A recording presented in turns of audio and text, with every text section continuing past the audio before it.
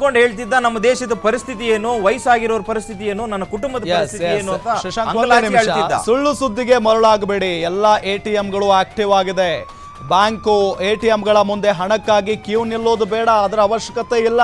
ಪಾಕಿಸ್ತಾನದ ಪರಿಸ್ಥಿತಿ ನಮ್ಮ ಭಾರತದಲ್ಲಿ ಇಲ್ಲ, ಇನ್ನೂ ಬಂದಿಲ್ಲ, ಅದು ಬರೋದಕ್ಕೆ ಸಾಧ್ಯನೂ ಇಲ್ಲ. ಸುಳ್ಳು ಸುದ್ದಿಗಳಿಗೆ ಕಿವಿಗೊಡಬೇಡಿ.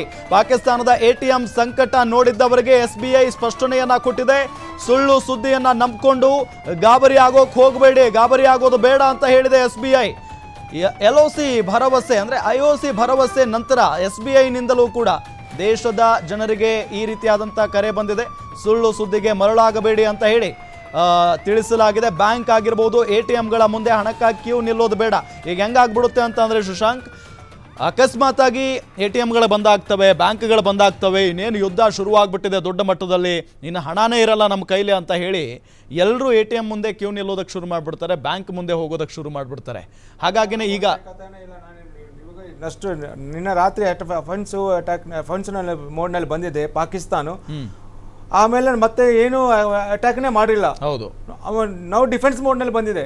ಅಟ್ಯಾಕ್ ನೋಡಿ ನಿನ್ನ ರಾತ್ರಿಯಿಂದ ಇವೆಲ್ಲ ಏನಾಗ್ತದೆ, ಪಾಕಿಸ್ತಾನ ಅಟ್ಯಾಕ್ ಮಾಡ್ತಾರೆ ಅಂತ ಏನು ನ್ಯೂಸ್ ಇದೆಯಾ? Only last night evening 7 o'clock 8 o'clock news ಆದ್ಮೇಲೆ ಏನು ನ್ಯೂಸ್, ಬಟ್ ಕಂಟಿನ್ಯೂಸ್ಲಿ ನಮ್ಮ Indian army, Indian navy continues attack ಮಾಡ್ತಾ ಇದೆ. ಅಂದ್ರೆ ನಮ್ಗೆ ಅಫೆನ್ಸ್ ಮಾಡ್ತಾ ಇದ್ದಾರೆ, ಅವ್ರಿಗೆ ಡಿಫೆನ್ಸ್ ಮೋಡ್ನಲ್ಲಿ ಬಂದಿದೆ. ಅಂದ್ರೆ ಅವ್ರ ಎದುರು ಕಥಕ್ ಫಿನಿಶ್, ಅಂದ್ರೆ ಒಂದು ಥರ ಅವರು ಲಾಸ್ಟ್ ದೇರ್ ಕಾನ್ಫಿಡೆನ್ಸ್.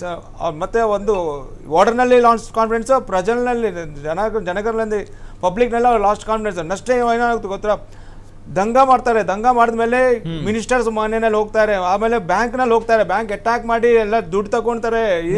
3000 ಇಲ್ಲಪ್ಪ, ನಮ್ಮ ಟೋಟಲೇ ದುಡ್ಡು ತಗೊಂಡು ಎಲ್ಲ ಹಾರ್ಡ್ ರೂಮ್, ಸ್ಟ್ರಾಂಗ್ ರೂಮ್ ಎಲ್ಲ ಬ್ರೇಕ್ ಮಾಡಿ ಎಲ್ಲ ಆ ಸಿಚುವೇಶನ್ ಬರುತ್ತೆ ಅಲ್ಲ. ಈ ತರ ನೀವು ಮಾಡಿದ ಮೇಲೆ ನೀವು ನಿಮ್ಮ ದುಡ್ಡು ನೀವು ಕೊಡ್ತಾ ಇದ್ದೀರಾ, ಅವ್ರ ದುಡ್ಡು ಅವ್ರ ತಗೊಳ್ಳೋಕೆ ನೀವು ರೆಸ್ಟ್ರಿಕ್ಷನ್ ಮಾಡ್ತಾ ಇದ್ರೆ ಚೆನ್ನಾಗಿರಲ್ಲ. ಆ ತರ ರಿವಲ್ಯೂಷನ್ ಬಂದೇ ಬರುತ್ತೆ.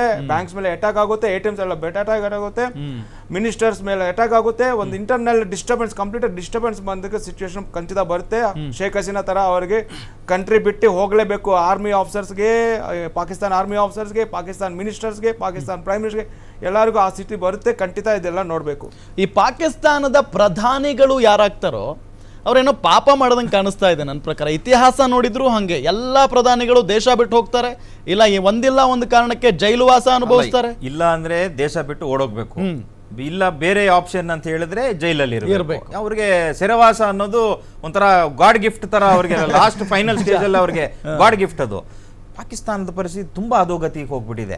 ಈಗ ನಾವು ಶ್ರೀಲಂಕಾದಲ್ಲಿ ನೋಡಿದ್ವಿ, ಜನ ದಂಗೆ ಎದ್ರು, ಅಲ್ಲಿನ ರಾಷ್ಟ್ರಪತಿಗಳು ಯಾರಿದ್ರು, ಅಲ್ಲಿನ ಪ್ರೈಮ್ ಮಿನಿಸ್ಟರ್ ಆಫೀಸ್ ಆಗ್ಲಿ ಇನ್ನೊಂದಾಗ್ಲಿ ಎಲ್ಲ ಒಳಗಡೆ ನುಗ್ಗಿ ಸಾಮಾನ್ಯೆಲ್ಲ ಅಲ್ಲಿರುವಂತ ಮೆಟೀರಿಯಲ್ನೆಲ್ಲ ತಲೆ ಮೇಲೆ ಇಟ್ಕೊಂಡು ಕದ್ಕೊಂಡು ಹೋಗಿರೋ ಪರಿಸ್ಥಿತಿ ನಾವು ನೋಡಿದ್ವಿ. ಇದೇ ತರ ಪರಿಸ್ಥಿತಿ ಪಾಕಿಸ್ತಾನದಲ್ಲಿ ಈಗ 100% ಶುರು ಆಗುತ್ತೆ. ಈಗ ನೀವು ಎಲ್ಲಾನು ಕಟ್ಟ ಹಾಕ್ಬಿಟ್ಟು ಆರ್ಮಿ ಕೈಯಲ್ಲಿ ಆರ್ಮಿ ಹೇಳ್ದಂಗೆ ಕೇಳಬೇಕು ಅಂದ್ರೆ ಜನ ಕೇಳೋದಿಲ್ಲ.